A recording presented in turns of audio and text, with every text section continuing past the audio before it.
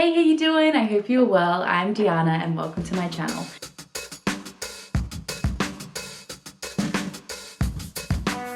Today's video has been heavily inspired by the wonderful Steph over at the Novelty Corner. She's been doing a series of these videos on her channel this year and they just look like a lot of fun. So I figured I would do the try a chapter tag but make it paranormal themed for the spooky season. I'm currently just feeling like a complete decision paralysis. There are so many amazing books on my TBR and so little time left of the month that I don't know what to pick up next. I am in the middle of a number of books. So for my audio pick, I am reading the 4th book in Stephanie Holmes's Nevermore Bookshops Mysteries, and up to book 4, which is the Memoirs of which looks like it might be a cold case, and I just love the characters in the books. I will talk more about it in my wrap up. I am also halfway through an arc, which is great, and that is Beyond Those Gilded Walls by Jessica S. Taylor. I read the foreword and it has like been inspired by Edgar Allan Poe, so we've got this kind of like very gothic, spooky vibes, which I'm loving, and there seems to be a plague which is giving me like the Mask of the Red Death vibes, which is my favorite Edgar Allan Poe story. And then I wanted something a little bit lighter, so I just started Sing Sweet Nightingale by Rebecca Renwick, which is a small town monster romance which features a werewolf shifter and a pop star in hiding. So it's kind of giving me at the moment all roads lead here, except she is the musician and he is a werewolf. So really loving that. So once I finish those, which I should finish them this weekend, I just want to know what I'm going to read for the rest of the month. So I figured I would do the try a chapter tag. I have a wheel all loaded with way too many books, and I figured because it's spooky season, we will spin the wheel 13 times and I will read the first chapter of the 13 books, and then at the end I'll come back to you with my thoughts on the chapters and we will pick what I'm going to read next. But anyway, without further ado, let's spin the wheel.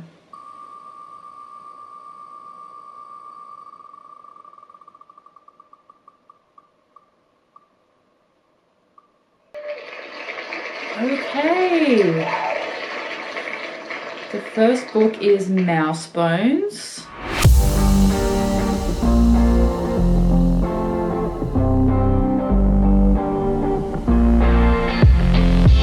Okay, so I just finished the first chapter of Mouse Bones, which is the first book in the Reverent Academy series, and it's by Kingsley Presley Horyong. Probably said that very wrong, and apologies if you hear a bird. I don't know what's happening. It's yapping, that's for sure. And this is one that I just put on my TBR, and I'm sure I'm not the only person guilty of this, but I saw the cover, saw it on like a spooky recommendation, and I was like, yep, I'm gonna read that. So I literally had no idea what it's about, and I am so intrigued. I'm like 50-50 when it comes to whether I'm actually gonna read the synopsis before I read a book, but this is following a woman named Agnes who wakes up in the afterlife. So all we've had is that she kind of wakes up and she meets this man who's described as very weird, like he's got a vulture head coming out of somewhere, and that's the thing, part of him that's talking weird.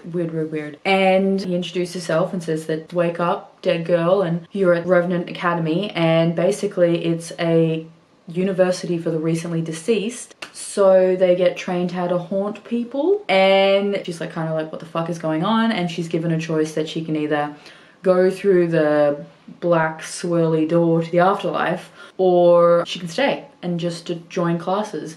And she's got some kind of unfinished business, why she's offered a place in this school, and she decides to stay. So that's all we've got so far, but it is giving me like Beetlejuice meets Dark Academia, and I'm very intrigued. So don't know, like obviously it's the first cab off the rank, so I can't say whether it will be the book I pick up next, but it's definitely one that I am going to read and I'm very intrigued. So let's get into our next pick.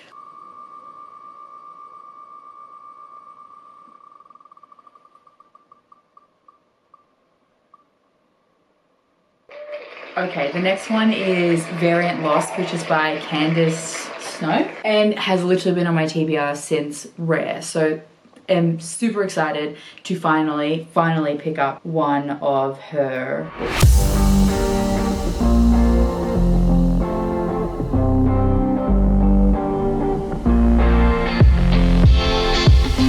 Okay, I'm back and I finished the first chapter of Variant Lost by Candace Snow, and I think this is another one with a school setting. We know I love that anyway. Very interesting. So we are following Evelyn, and I have so many questions. So it is her 17th birthday and her mum and her are at the airport. They actually live in Melbourne. Cool rep. I'm pretty sure Candace is Australian. And unfortunately her mother has pretty much, for some unknown reason to Evelyn, has bounced her around from country to country for as long as she can remember. And being in Melbourne, Evelyn has kind of really felt like she's had a home. She's made friends for the first time in a very long time. She has a boyfriend, so she's feeling very settled. And most importantly, she's been able to do that while keeping her mother's secrets. And the fact that, you know, they've got fraudulent passports and documents and her mother is hiding from something.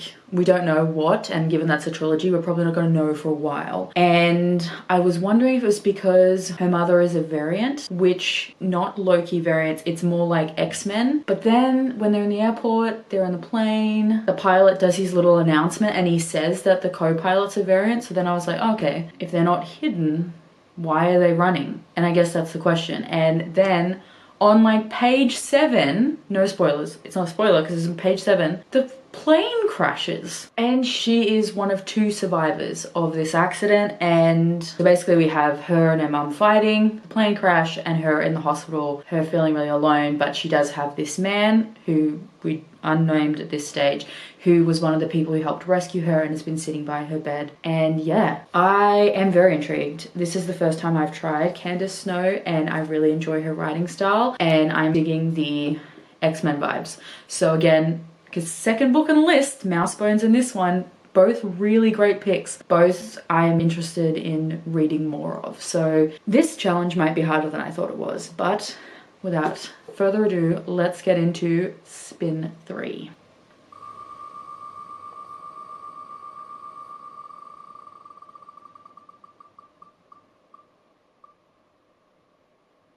Okay, this one was actually on my TBR for the romance readathon and it's Her Cruel Dahlias. Do not know much more about this than the fact that it's kind of got this gothic vibe and we've got a circus setting. So I'm very excited to actually dive into this book.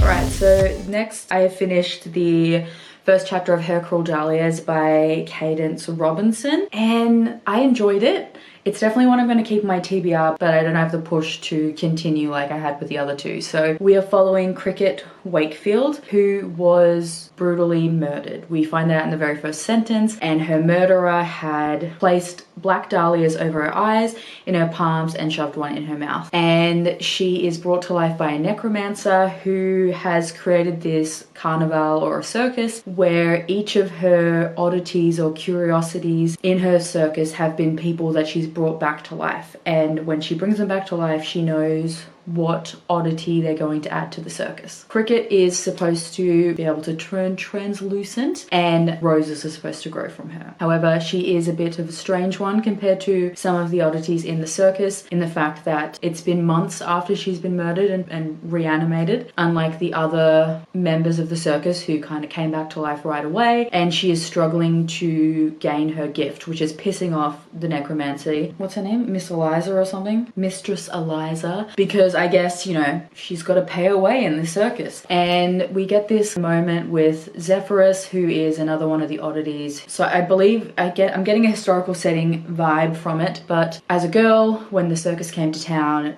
she always wanted to be a dancer and she was always fascinated by Zephyrus. He can grow vines outside of, like, from his back and stuff like that. And we get this moment where Zephyrus offers to, you know, she's been hiding herself away and then offers to talk to her. And like, she thinks he's flirting with her and she was like, no. And then we get this scene where she is getting this itchy feeling in her skin and her oddity or her curiosity has manifested itself. However, instead of roses, black dahlias are coming out of her skin and she's being really triggered and traumatized by her murder. So definitely interested in picking this up. It's not going to be on my priority TBR, but I would be interested to read this one at some stage. Just not exactly in the mood for it right now. Okay, I'm feeling better because I was like, oh god, what if like all 3 are ones I want to read right away? away and then I'm screwed for this whole video concept. But thankfully it's good, but just not something I want to dive into right now. So let's get on to spin number 4.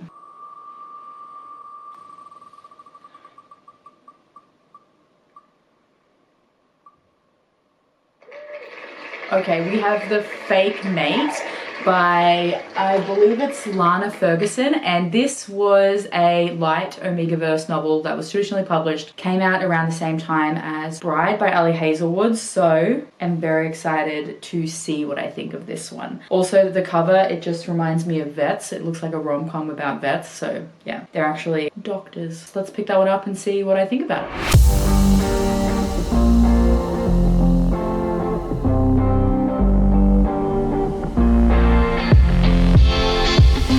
So I just finished the first chapter of The Fake Mate by Lara Ferguson, and yeah, I mean, this cover really does give vet vibes, and I feel like this is going to have the kind of rom-com vibes of The Hating Game with shifters and Omegaverse. So we are following Mackenzie, who is a ER doctor and an Omega, and she is struggling because her overbearing grandmother keeps pushing her on horrific first dates with both shifters and humans. So in this world, shifters are out and about, and she decides to say to her grandmother, please no more, I have a boyfriend. And then her grandmother is needling her for questions, and she says, oh yeah, I met someone at work. And her grandmother was like, well, who is it, can I meet him? Oh, he's coming over for dinner, like what's happening? And of course the only person she can think's name is the surly cardiologist Noah Taylor, who hates everybody. And she happens to only remember his name as he comes into the staff room while she's frantically trying to turn her grandmother away from setting her up on another horrific first date. So Mackenzie puts on her big girl panties and asks Noah if she could take a couple of photos with him, in hopes that having a few photos and her crazy work schedule as a doctor would be enough to deter her grandmother for at least a couple of weeks, maybe a month or so. Noah's not really interested. She says, I really need it, you know, I need a fake boyfriend. And he's kind of like, why? And then he's like, I'm not really into this whole like good Samaritan thing. What do I get out of it? And then drops the bomb that he needs a mate. So I think we're going to dive into like fake dating, which obviously very much intended by the title. So yeah, this was fun. I don't know if I'm quite in the mood for this level of like light-hearted fun, given that I am currently reading a small town shifter book, but yeah, definitely one that I am interested in reading. So like her Cruel Dahlias, not on my priority TBR, but really enjoyed this. So if I'm in the mood for something light and fluffy with werewolves, definitely gonna pick this one up. Okay, for spin number 5, we have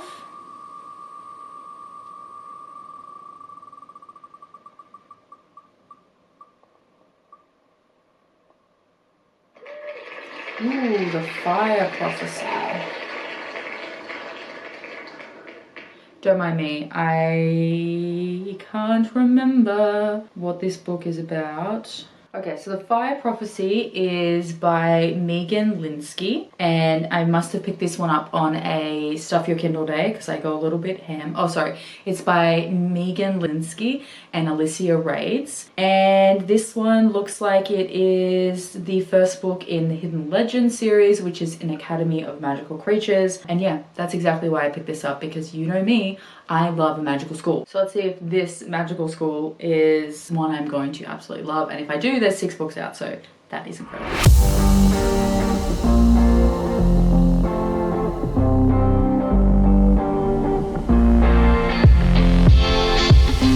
Okay, that was the world's shortest first chapter. It was literally 2 pages. And so far, not a lot to go off. We have a character named Liam, and we're told straight off that we are in a magical world. Mythical creatures are wandering around. He himself can control water, so I like the elemental magic of it. And something's happened. He's dealing with grief. His life's not the same anymore. He's wishing someone was there with him, and then it stops. And the second chapter is from Sophia's point of view, and it says, Sophia Henley, you're dead. And I don't know if that's a real threat or a joking threat, or she is literally dead, because you know what happened with mouse bones, but not really a whole lot to go off. But because I've got the ebook, I do have the audiobook. for free, which is nice. I love when that happens. So at this stage, I couldn't really tell you. I don't have an opinion either way. It's gonna stay on my TBR, and maybe I'll do a reading vlog of reading a bunch of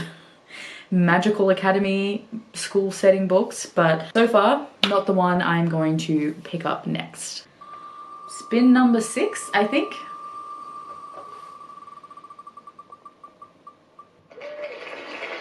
Okay, this one.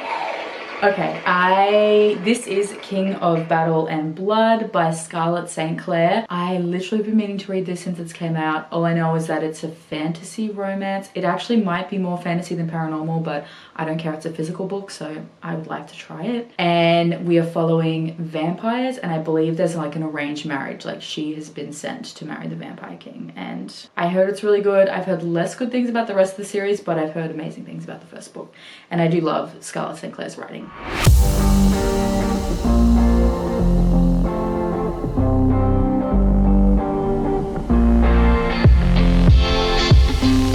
So I just finished the first chapter of King of Battle and Blood by Scarlett St. Clair, and I was right. This one is way more fantasy romance than Paranormal. It gives like that same fantasy romance vibes as, fuck, what is that series called? From Blood and Ash, or The Serpent and the Wings of Night. It's a fantasy with vampires. Did enjoy this one. Probably will save it for Pharaoh Feb. We meet Isolde. Can we talk about how serendipitous it was that Spin 7 was the 7 Sins of Snow? I don't know why I didn't pick up on that before, but I did finish the prologue because that is the first chapter of this book.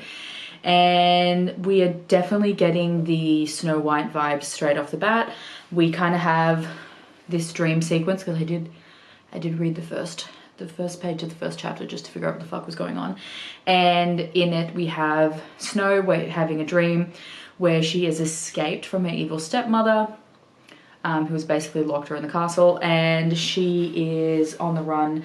The huntsmen are after her, and she is lured in to the dark by these creatures, these hooded figures who lurk in the dark, who are known to have dark proclivities. How do I say that word? Proclivities, I think that's the word, and will lure you in and turn you into one of them.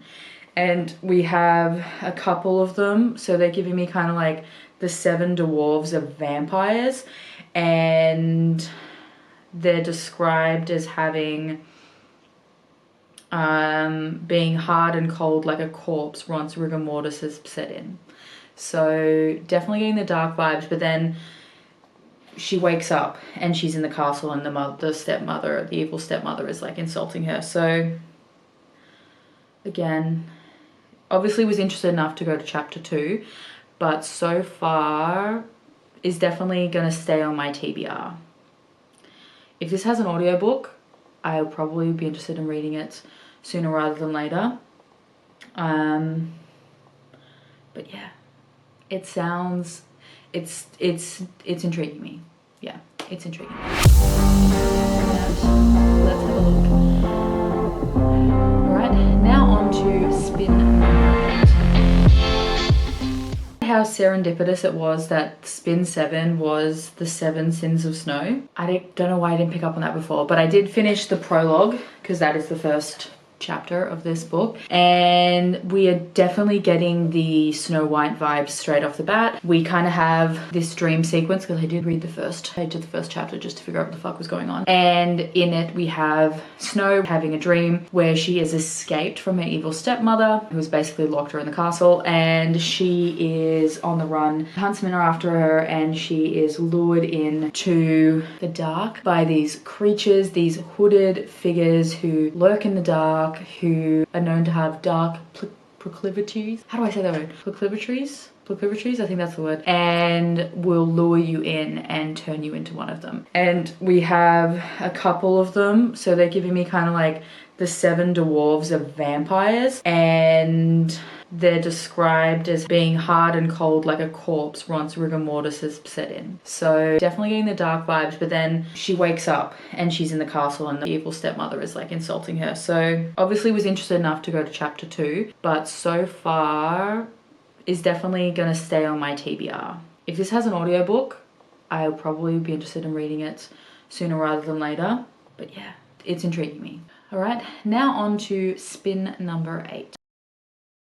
Is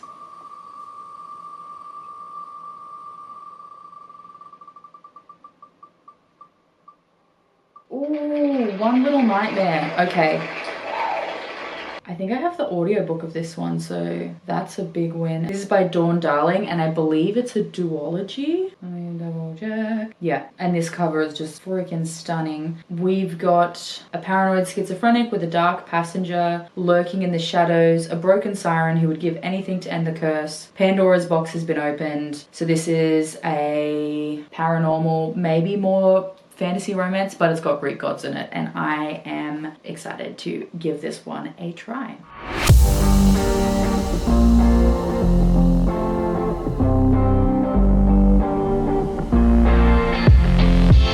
Okay, so I finished the first chapter of One Little Nightmare by Dawn Darling, and so far I think this is winning. We have Zeus, who has, with the help of the Olympians, just taken over the Titans, but he has this brewing madness and evilness inside him. So he has decided to create a woman, create a vessel, create Pandora, and he has expelled his darkness into her and has basically bullied and tortured his way into that. And she now has to live with this evilness inside her and is basically going to be there until Zeus comes back for it. For whatever reason, if he needs it, we get the vibe that he is expecting chaos to come. He's been told by a prophecy that if he keeps this darkness inside him, things are going to go to shit. I love Greek mythology, and I just think this is going to be so much fun. And then after we have that prologue,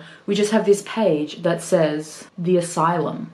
Like, come on. Yeah, okay. So far this is winning, and I know I have the audiobook for this one, so I think it's going to be good because it's still paranormal, but it's a different type of paranormal because I've read a lot of wolves this month. Did I read a vampire? I can't remember, but I haven't read any Greek gods this month.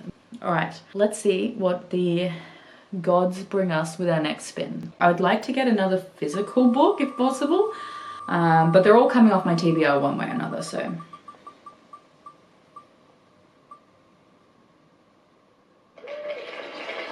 Lucifer's Daughter. I believe this is by Cal Carpenter, and it's the first book in the Damned Magic and Divine Fates, Queen of the Damned. It's a Why Choose romance, which includes the 4 Horsemen of the Apocalypse. So yeah, that sounds amazing. We are following a woman named Ruby Morningstar. You know, gotta get the Lucifer reference in there. She runs a tattoo parlor, and she's half succubus. So that sounds like a lot of fun. It's giving me like old school urban fantasy, which I love.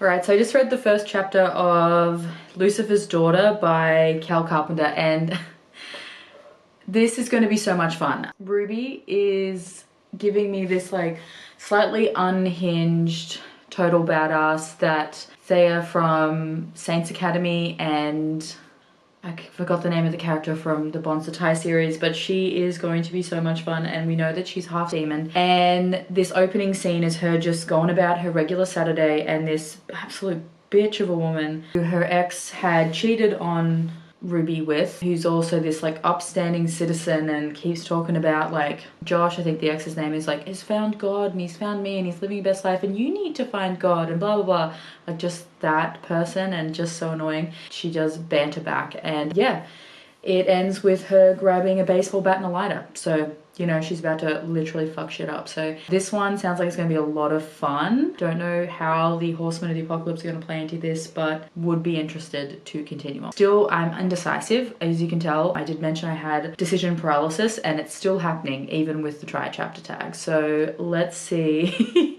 what's going to happen. Otherwise, we might have to do some thoughts, some feelings, some pondering at the end of this. But we did kind of cross off a couple off the list, but let's have a look what the next book is going to be. I feel like all the picks have come from like the same section of the wheel. So let's see if we can pick another spot in the wheel.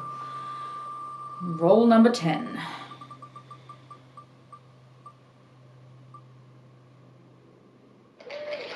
Phoenix Syncrasy? Oh god, I can't say that. But this one, I just realized the B-roll for this video is not going to be great. It's just going to be me sitting there with a Kindle reading, but that's okay. This one I added to my TBR relatively recently, and it's by Katie Strange, and it is a paranormal rock star romance. I believe it's Why Choose, and basically this girl is a witch. She's in university and ends up on an internship where she's going to be like a tour manager for a band. They're called Phoenix.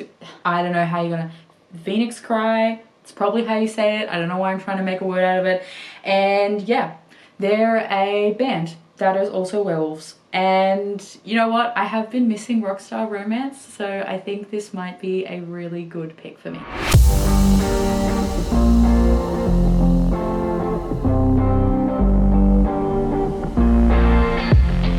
Back, and I just finished the first chapter of Phoenix Cry by Katie Strange, and this is going to be so much fun. We've got Darcy Llewellyn, who is in her final year at college. She's a music management major, and she's just landed an internship with a record label. And basically the first opening scene is between her and her best friend Max, and Darcy's told Max about the internship, and Max is kind of feeling a little happy for her, but also equally sad that their friendships are going to look different in the next year, which is a real fear, and that they're not going to live together. Things are just going to change and it's going to be different. So I really enjoyed the snapshot into their friendship, and it looks like the start of each chapter we get like a tweet. Are we still calling them tweets?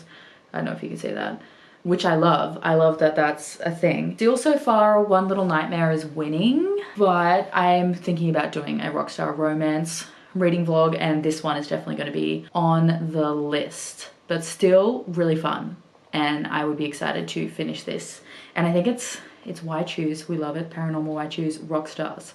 It's basically got everything I want in a book. So far, this has been really good, I think. Haven't kicked anything officially off my TBR, but we are prioritizing and I'm feeling better. So let's have a look at what book number 11 is.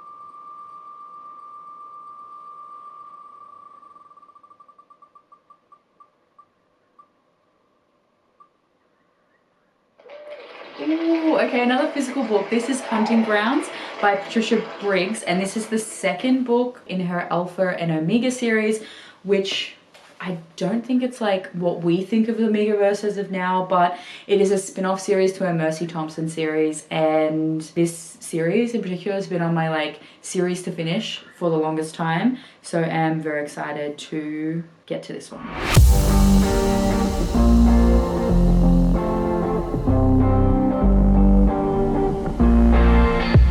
I finished Hunting Ground by Patricia Briggs, and I forgot just how much I enjoy her writing and enjoy being in this world. So this could be a contender, but otherwise next month, I think the next few months, I'm going to be doing like catch-ups at the end of the year, and I think I might try and do another reading only sequels, and I think this one is going to be high on my list because I do really enjoy this, and just being back with Charles and Anna, I had a really fun time. So this did take me a second to get back into it because it's been like 2 years since I read Cry Wolf. It sounds like it's going to be interesting. There's going to be some politics at play, and yeah, very excited to be back in this world. And I think I have the next 3 in this series, so yeah, maybe this will be a good one for November, not for October, but for the next coming months for sure. Let's go to the penultimate spin and figure out what book number 12 is going to be.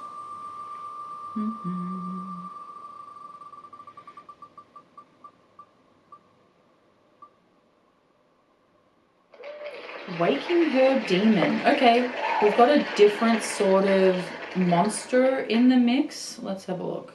This is again another Rockstar book. Okay, this is amazing. So this is the first book in the Strange Rockstars series, and this is by Alexis Pierce and Natalie Berry, and we are following a popular metal band called Corrupted Hellfire, and Christine Osmond is an up-and-coming pop star. She's been possessed by a demon since she was 14. Okay, maybe she's the demon. Okay, I'm excited. we've got more rock stars. Maybe I need to do a reading vlog where I just read paranormal rock star romances.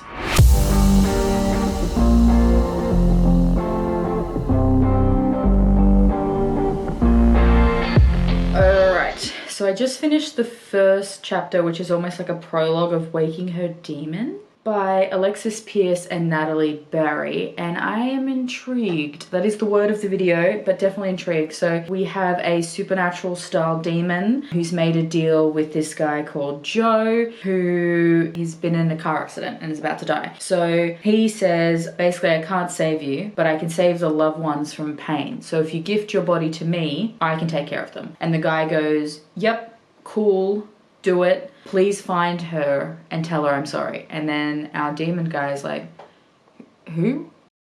But is able to smoke himself into the body, repairs it. And then it looks like this other guy comes in and he was like, oh my god, I thought you were dead. But there's like a bite mark on him. So like maybe the pair of them aren't who they think they are. And then we dive into the first chapter and I'm intrigued. I think if I have time, because obviously I've got the 3 books that I'm currently reading, I do have a review copy I need to finish, but would be interested to continue on with this one. It's kind of giving me, I don't think it's going to go full horror, but it's kind of giving me supernatural meets that Andy Bursack movie. You know the one. And maybe I'm just not good at saying no to books or DNFing, but so far there's been nothing on here that I've been disappointed in. Let's get on to the final spin, lucky number 13.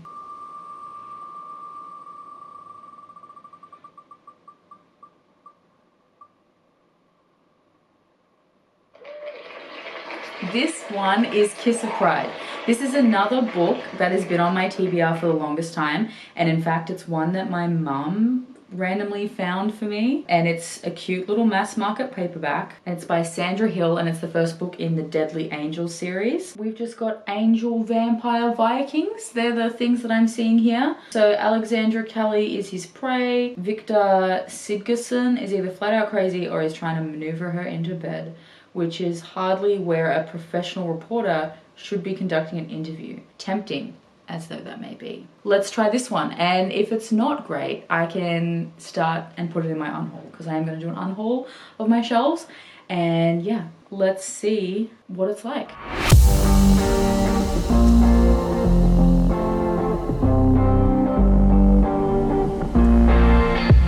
Okay, I spoke too soon. I am DNFing Kiss of Pride by Sandra Hill. I got halfway through the first chapter and I could just tell this could be a goofy, fun time, but while I love a goofy bonkers book, I just wasn't vibing it. Even though I do love Avon's paranormal romance, this one just not for me. The part that I did read was that God was mad at the Vikings. He apparently allegedly created them as this like super race, but then was pissed off when they started raiding monasteries. So he got Michael to come and smite them, and Michael was like, let's not get rid of all of them. So he helped talk God down from his genocide plan and decided that they would just kind of become amalgamated into other cultures.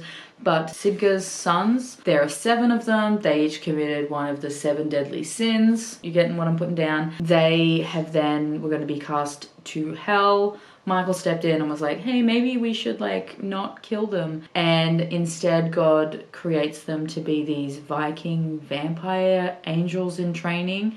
And they have 700 years to do good in the world. And if they do, they become angels. And that was just a little bit too weird for me. Yeah, just a bit too much, which is disappointing because I thought it could be a bonkers fun time. But hey, I am crossing off a series off my list and have started my unhaul. With the first chapter of those 13 books read, the next book I will pick up is One Little Nightmare by Dawn Darling, because I'm excited about these Greek god vibes, and we're gonna have them be like these dark, gritty, horrible creatures. So I'm excited for that. If I do get any time and I'm feeling overly ambitious, I'm gonna read Waking Her Demon, because I think that could be fun. So yes, there you go. There is my try a chapter tag. I did manage to cross off 1 book off my TBR, and the rest have been shelved for other projects. Comment down below and let me know if you've read any of these, or you can leave me a flower emoji of your choice If you'd like to see more content from me, please like and subscribe. I'll be posting new videos every Sunday. Linked in the description box below will be links to all these books along with links to my social media channel if you'd like to talk to me or follow me on any other corner of the internet. Anyway, that's all for me today, guys. I hope you're doing all kinds of well, and I will speak to you soon. See ya!